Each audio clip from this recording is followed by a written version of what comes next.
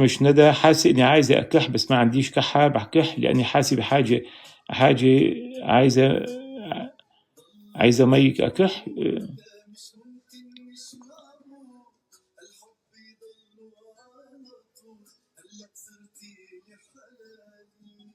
بحاجة عايزة أكح، حاجة بحس حاجة تخليني أكح.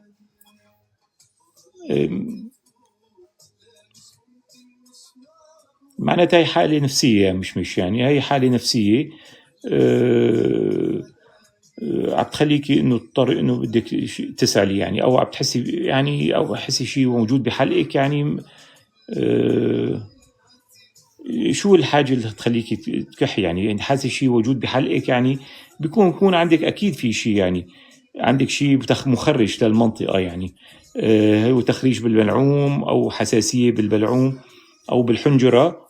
هذا اللي بخليك يعني إحساس إنه بتكحي، بس